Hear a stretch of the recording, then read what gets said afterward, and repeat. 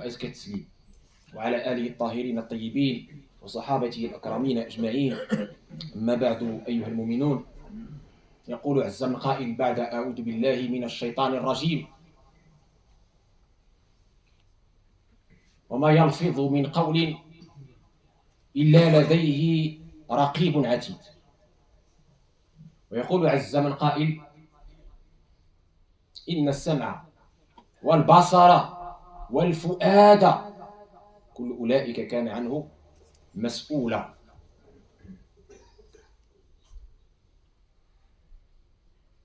ولا تقف ما ليس لك به علم إن السمع والبصر والفؤاد كل أولئك كان عنه مسؤولا. ويقول كذلك: ولا تقولوا لما تصف ألسنتكم الكذب هذا حلال وهذا حرام لتفتروا على الله الكذب إن الذين يفترون على الله الكذب لا يفلحون. إخوة الإيمان،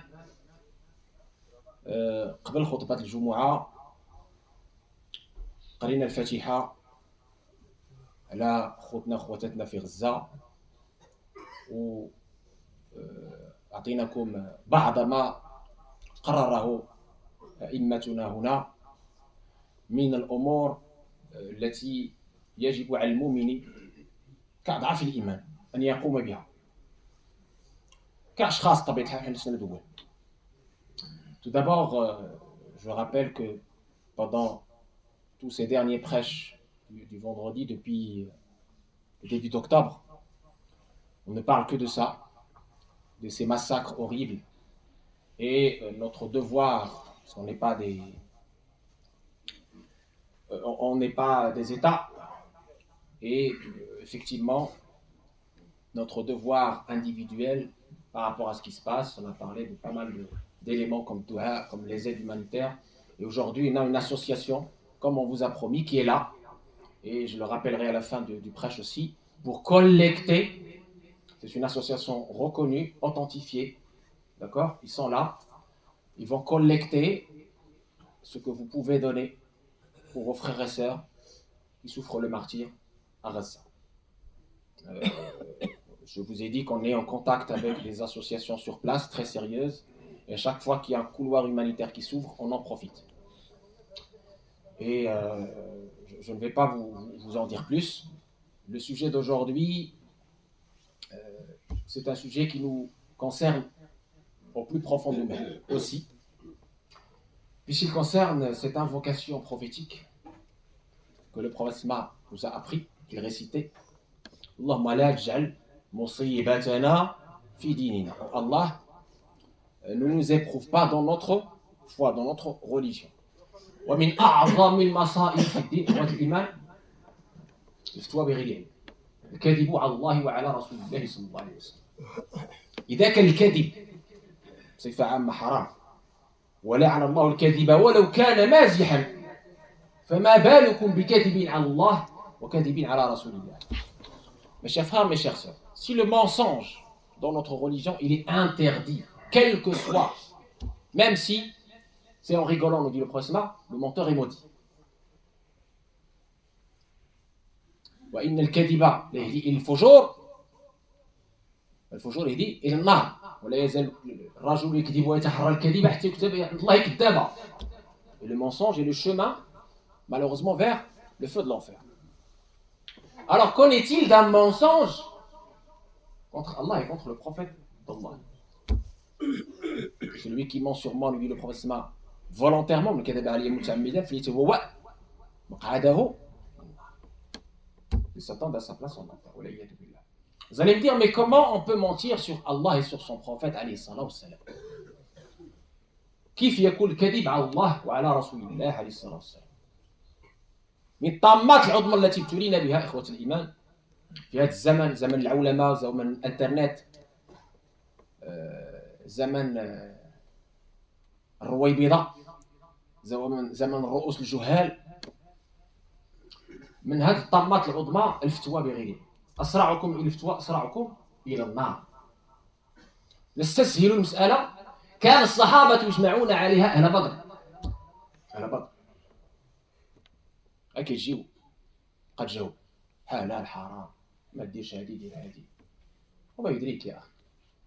فلعلك تضل وتضل تكذب على الله وعلى رسول الله صلى الله عليه وسلم بأن تحل ما حرم الله أو تحرم ما حرم. Et donc, ça se passe comment finalement, ce mensonge sur Allah et sur le prophète d'Allah?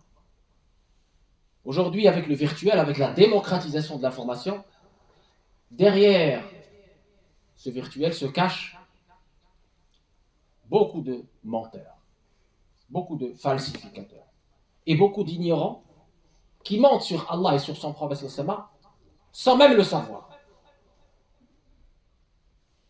Comment?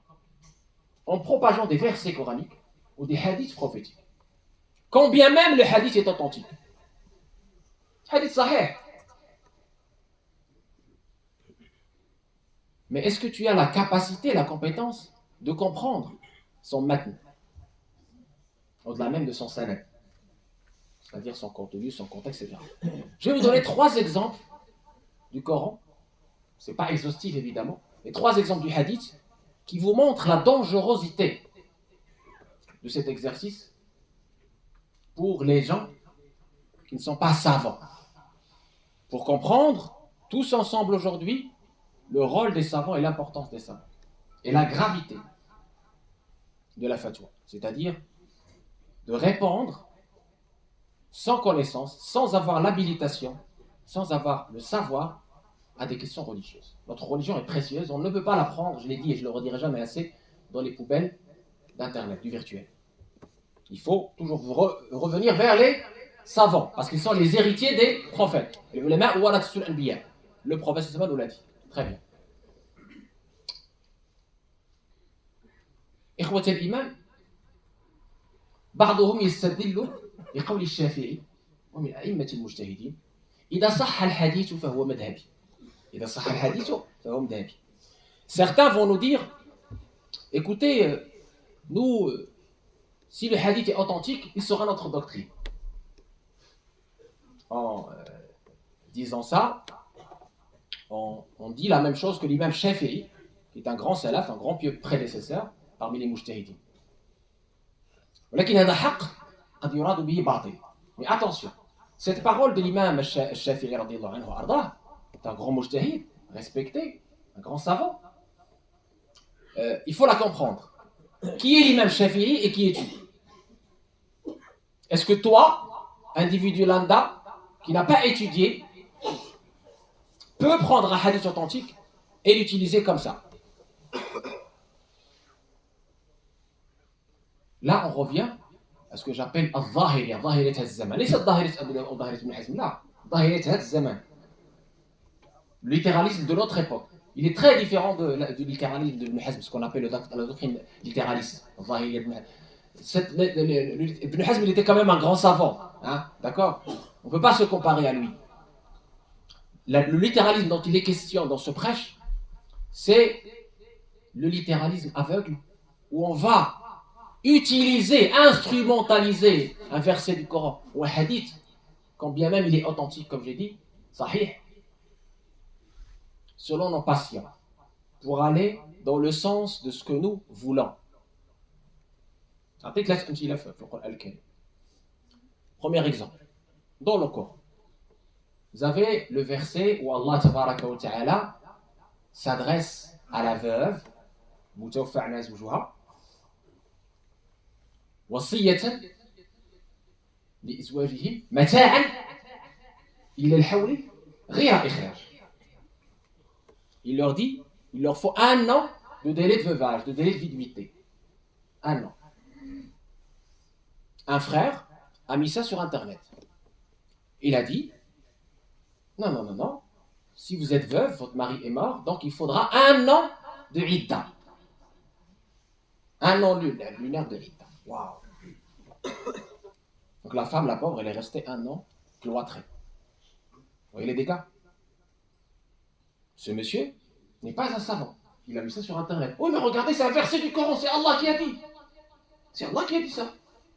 On est tous d'accord, c'est dans la Sourate 2. Mais Allah, il a dit aussi autre chose. Qu'est-ce qu'il a dit? Qu'est-ce qu'on fait? Je traduis. Pour celles qui ont perdu leur mari, le délai de Idda, de viduité, sera 4 mois et 10 jours. 4 mois et 10 jours. 4 mois lunaires et 10 jours. Donc, où est un an? Vous comprenez? Ça s'appelle, dans le ilm, dans la science des textes scripturaires, al-nasikhu wal-mansoukh, l'abrogé et l'abrogeant. Au début, c'était un an. Après, Allah tabaraka wa ta'ala a allégé, khafafa an al-ibad, allégé aux serviteurs, et c'est devenu 4 mois et 10 jours. Vous comprenez? Il y a une chronologie de la révélation qui vous a échappé parce que vous n'êtes pas savant. Et vous ne l'avez pas étudié chez les savants pour comprendre quel verset est abrogé et quel verset est abrogeant. ما قريتيش على العلماء باش تعرف ما الناسخ والمنسوخ. إذا تضل وتضل أخي الكريم وتكذب على الله عز وجل. تكذب على الله عز وجل، تكذبتي على الله. قلتي لديك المرأة عاب ديتي ذنوبها، كذبتي عليها. فهمنا المثال؟ هذا مثال أول. إن هذا أمر مهم جدا. مثال ثاني، دوزيام إكزامبل. وصية، لو تيستامون. وصية للوالدين والأقربين بالمعروف. Au début de la révélation, on faisait des testaments wasiya avant de mourir pour les parents. Mais après, avec la révélation de Surat An-Nisa, Ayat al-Mirad, nasakhat hati al-aya. Il y a eu l'abrogation du testament au profit d'un héritier. Certains savants ont dit c'est une abrogation du Coran par le Coran, d'autres ils ont dit c'est une abrogation du Coran par le hadith. La wasiyata li walid, pas de testament au profit d'un héritier légitime. Donc on ne peut plus utiliser ce premier verset si ce n'est pour les parents non musulmans, puisque les parents non musulmans n'héritent pas. Donc on peut leur faire un testament puisqu'ils n'héritent pas. Ou l'épouse non musulmane, comme elle n'hérite pas, on peut la mettre dans le testament, wasiya. Et à ce moment-là, il faut qu'il soit inférieur au tiers. Tout le katir. Vous voyez? Donc il y a toutes des règles. Je ne suis pas ici en train de vous détailler les règles, mais je vais vous dire, attention, il y a des règles. Troisième et dernier exemple dans le Coran. Toujours dans le Coran. Surah An-Nisa. لا تقربوا الصلاة وأنتم سكارى حتى تعلموا ما تقولون. لا إله إلا الله محمد رسول الله.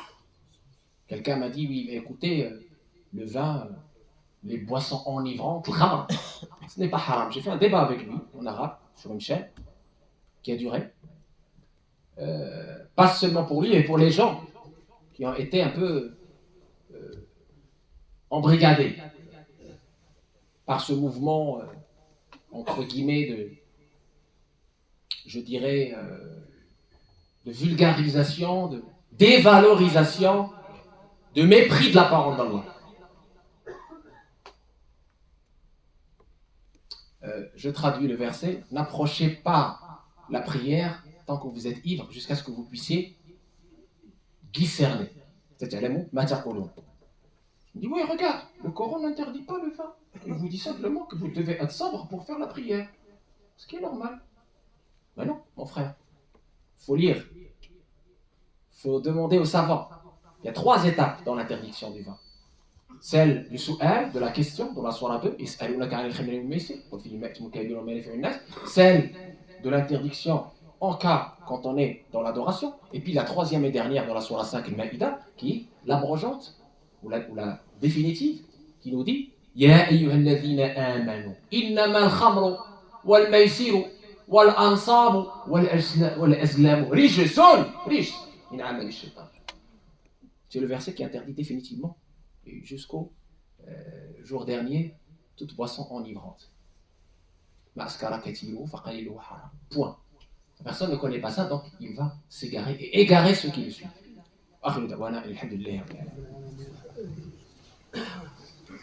الحمد لله الواحد بلا عدد، الحمد لله رفيع السماء بلا عدد، الحمد لله لم يولد ولم يلد، الصلاة والسلام على المبعوث بالرشد وآله وصحبه وسلم. أحبتنا، أعطينا أمثلة من القرآن. نختبوا بعض الأمثلة، 3 الأمثلة كذلك من السنة. Et je vais terminer avec 3 exemples, non exhaustifs encore une fois, parce qu'il y a plein d'exemples. Juste pour que vous puissiez sentir et comprendre la dangerosité de ce phénomène, et qu'on puisse tous être sensibilisés et sensibiliser nos enfants qui traînent beaucoup sur le virtuel, sur Internet, et leur dire revenez aux fondamentaux, revenez aux savants, revenez à la mosquée, revenez au physique, au réel. Et détachez-vous, désabonnez-vous du virtuel. Bon. السنة النبوية كاين دراسة سند حديث متواتر آحاد حسن غريب ضعيف إلى آخره. Déjà dans l'étude du texte du hadith, de la parole du prophète, il y a une étude sur la chaîne d'authentification. Les rapporteurs.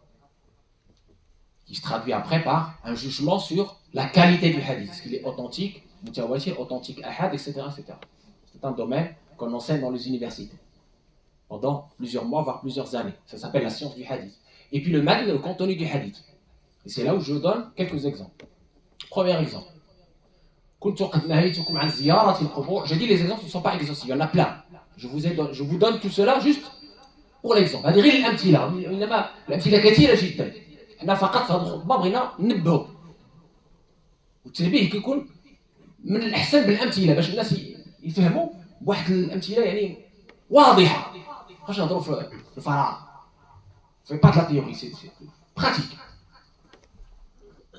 رسول الله صلى الله عليه وسلم يقول كنت قد نهيتكم عن زيارة القبور فزوروها.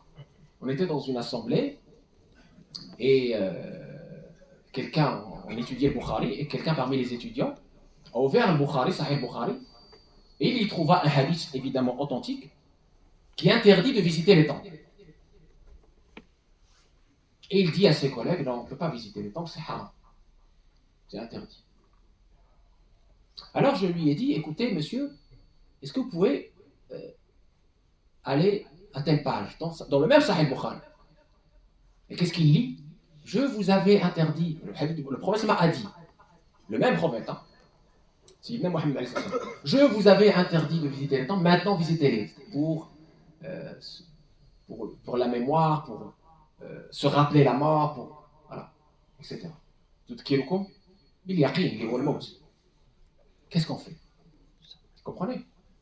Donc si on n'est pas un savant, comprenons la chronologie du hadith, il y a un abrogé abrogeant, on ne peut pas.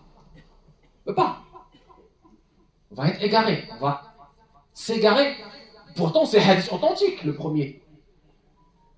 Hadith du jour, je vous l'envoie. Ah non, mais c'est le prophète sallallahu alayhi wa sallam qui l'a dit. Et puis regardez, c'est le Bukhari authentique. Mais est-ce que vous connaissez son contexte? Non. Donc vous ne pouvez pas mettre en avant un texte comme ça, sans connaître son contexte, sans connaître son explication. Deuxième exemple. Comme vous le savez, en plus de la règle de l'abrogé et l'abrogeant, on a d'autres règles, qui est le mujmal ou le mufsal, le khass ou l'am, الذي أريد به الخصوص والذي لم يرد به الخصوص. Il y a des hadiths qui sont spécifiques à une situation, ou à un groupe de personnes, ou à un contexte donné. Le prophète l'a dit pour un contexte bien précis. On ne peut pas le généraliser. D'ailleurs, même dans le Coran, tuez-les là où vous les trouvez. Si vous l'appliquez comme ça littéralement, vous tombez dans le terrorisme. Mais le verset, c'est pas ça. Il y avait un contexte de ce verset. D'accord? Donc le littéralisme, évidemment, tue. Bien sûr. Donc le hadith, c'est pareil. Il y a un contexte de ce hadith. Est-ce que le hadith est spécifique? Est-ce qu'il a été atténué par un autre hadith? Est-ce qu'il a été généralisé? Est-ce qu'il n'est spécifique que pour une situation, pour une personne? L'exemple de l'isbal. Le fait de laisser ses habits descendre au-dessous de ses chevilles. Il y a plusieurs hadiths sur l'isbal. C'est qui dit que celui qui fait l'isbal, il est maudit, il est en enfer, etc. Mais pour comprendre ces hadiths, ces innombrables hadiths, on ne peut pas s'arrêter sur un seul hadith pour comprendre le statut, le hukm de l'isbal. Il faut revenir aux savants des 4 écoles sunnites qui ont fait ce travail-là, d'étude de tous ces hadiths, de comparaison de tous ces hadiths, et savoir finalement quelle est la compréhension correcte qu'on doit avoir de la question de l'isbal. Les savants des 4 écoles ont dit, eh bien, le hadith, dans la chronologie qui explique Le vrai statut de l'isbal, c'est le hadith où Abu Bakr s'adresse au prophète. Il lui dit, moi aussi, au messager d'Allah, je fais l'isbal, c'est-à-dire mes habits dépassent mes chevilles. Mes habits dépassent mes chevilles. Est-ce que je suis en enfer? Le prophète, qu'est-ce qu'il a répondu? لست ممن يفعلها خيلاء. ركزوا على كلمة خيلاء. لست ممن يفعلها خيلاء. Tu n'es pas de ceux qui le font par orgueil. Soulignez le mot orgueil. Donc vous comprenez que les hadiths précédents concernaient une situation, un état, et non pas simplement un habit. C'est ce que disent les 4 écoles. Attention, parce qu'à l'époque, les rois de l'époque, à l'époque du prophète, ils faisaient traîner leurs habits comme ça par orgueil, se prendre pour des divinités. Et donc c'est dans ce sens-là que ça a été interdit. Il ne faut pas extrapoler à toute situation et couper des pantalons, je ne sais pas, c'est loi le Ali. Non. Allah est beau, il aime la beauté. Allah jamil yuhibbul jamal. Sortez de ce littéralisme affreux. Consultez les savants. C'est pas parce qu'il y a un hadith, ça y est, non, dans ce hadith, oui, le hadith est authentique. Mais tu n'es pas shafi'i, tu n'es pas mujtahid, tu n'as pas toute la batterie de usul al-fiqh, des fondements du fiqh, des outils pour pouvoir comprendre. Tu ne connais pas les autres hadiths sur le sujet. Dernier exemple. Shi'r, la poésie. ومن الناس من يشتري لهو الحديث ليضل عن سبيل الله بغير علم يتخذها هزوا. Un verset coranique qui nous parle de la parole divertissante, de la parole de lahu. Et il y a un hadith du prophète sallallahu alayhi wa sallam, parce qu'on est dans la partie hadith, parole du prophète alayhi wa sallam, qui est authentique, qui nous dit que quelqu'un mette du pu dans sa gorge, c'est mieux pour lui que de dire de la poésie. Si vous vous arrêtez à ce hadith-là, vous allez interdire toute la poésie et toute parole divertissante. Injustement, à tort, évidemment, vous n'aurez rien compris. Parce qu'il y a un autre hadith qui atténue la portée du premier, qui spécifie la portée du premier, qui donne des explications à ce premier hadith qui semble général et qui ne l'est pas. Il n'est pas générique. Pourquoi? Parce que le prophète nous dit encore dans le hadith authentique, Inna min ash-shi'ri la hikmah. Il y a parmi la poésie une sagesse. Et Hassan est soutenu dans sa poésie par l'Esprit Saint. Donc qu'est-ce qu'on fait? Comment on concilie les textes? Tarjih. Qu'est-ce qu'on prend? Eh bien les savants sont là pour ça. Ils disent non. Ce qu'on veut dire ici, ce que le prophète a voulu nous faire passer comme message, c'est que oui, dans la parole divertissante, telle que la poésie, il y a du bon et il y a du mauvais. Il y a de la poésie obscène, celle-là, oui, elle est interdite.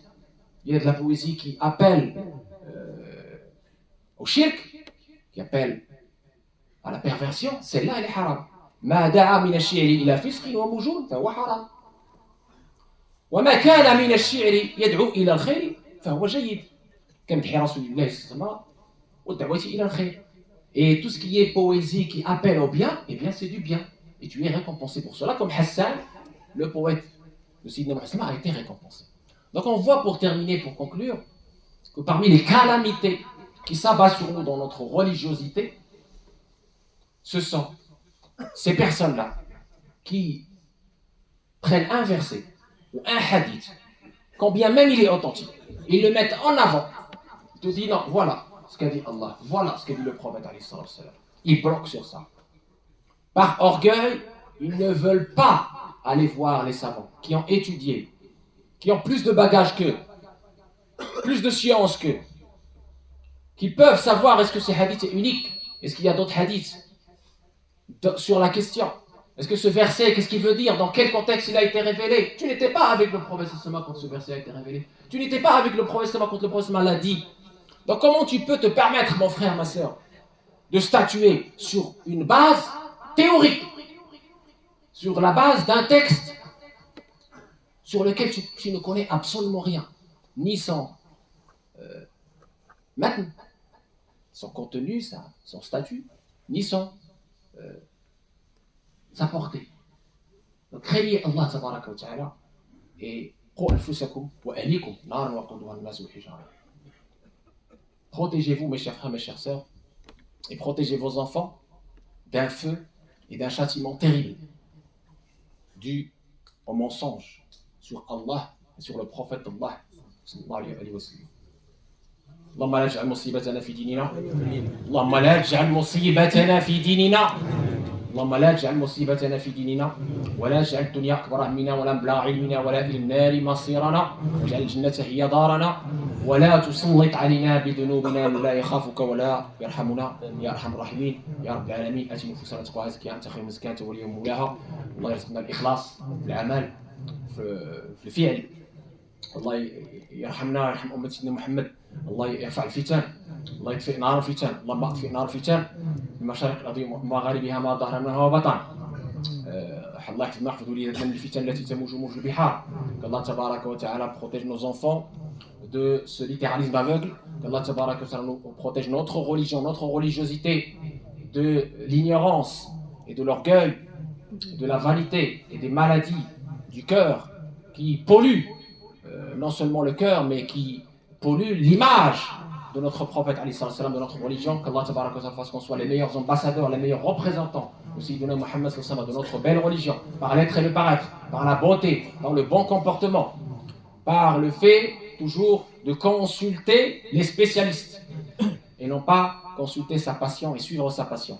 Qu'Allah tabaraka wa ta'ala nous donne l'intention pure pour lui dans tout ce qu'on fait. Qu'Allah tabaraka wa ta'ala purifie nos cœurs de ces maladies intérieures. Qu'Allah tabaraka wa ta'ala الله يرحم الشهداء خوتنا في غزة.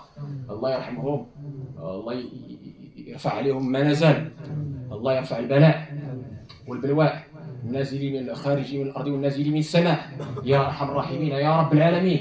إنك أنت اللطيف نسألك اللطف فيما جرت به المقادير قبل نزولها وعند نزولها وبعد نزولها. اللهم يا أرحم الراحمين يا رب العالمين لا تؤاخذنا بما فعل السفهاء منا. رد بنا إلى دينك ردا جميلا. رد بنا إلى دينك ردا جميلا. عندنا الإخوان ديالنا اليوم هذا أمر مهم جدا جاونا باش يجمعوا خوتنا في فلسطين وهذه الجمعية راها موثقة والحمد لله معقولة فما تبخلوش عليهم بالعطاء ديالكم. راه لا نفقتوا راه هذا من أبسط الواجبات أمام ما نرى. هذا من أبسط أضعف الإيمان بالإضافة للدعاء السجود إلى آخره. أضعف الإيمان هو هذه الإعانات. إذا خوتنا جاو il y a des frères qui sont venus de loin pour la collecte que je vous ai promis la dernière fois. Normalement, on fait la collecte de l'hiver, rappelez-vous, dans cette belle mosquée. Là, il y a la collecte qui est au profit de nos frères et sœurs victimes de cet embargo à ciel ouvert, de cette boucherie qui n'a pas de nom à Gaza. Donc, ils sont là. C'est une association reconnue qui a pignon sur rue. Vous allez les voir à l'extérieur, Inch'Allah, dès la sortie de la mosquée. J'invite tout le monde à participer, vraiment, sans exception. C'est très important. C'est le minimum qu'on puisse faire face à cet endroit. Le minimum. Parce que beaucoup de frères me disent, oui, mais c'est pourquoi la collecte. Alhamdoulilah, il y a des ouvertures, il y a des couloirs humanitaires qui s'ouvrent petit à petit. الله يجعلنا تحنا المنفقين ما نتكاسلوش وما نتقاعسوش حتى حنا نكونوا مساهمين في رب الحياة خوتنا اللي راهم في واحد الحالة يعني الله تبارك وتعالى حسبنا ونعم الوكيل. لا حول ولا قوة إلا بالله العلي العظيم. هذا وأكثروا من الصلاة والتسليم على من كثرة الصلاة والسلام عليه تحت الأوزار وتنال منازل الأبرار وتستجاب الدعوات وترفع الدرجات. إن الله وملائكته يصلون على النبي يا أيها الذين آمنوا صلوا عليه وسلموا تسليما. اللهم صل على سيدنا محمد وعلى آل سيدنا محمد كما صليت على سيدنا إبراهيم وعلى آل سيدنا إبراهيم وبارك على سيدنا محمد وعلى آل سيدنا محمد كما باركت على سيدنا إبراهيم وعلى آل سيدنا إبراهيم في العالمين إنك حميد مجيد. قوموا إلى صلاتكم يرحمكم الله.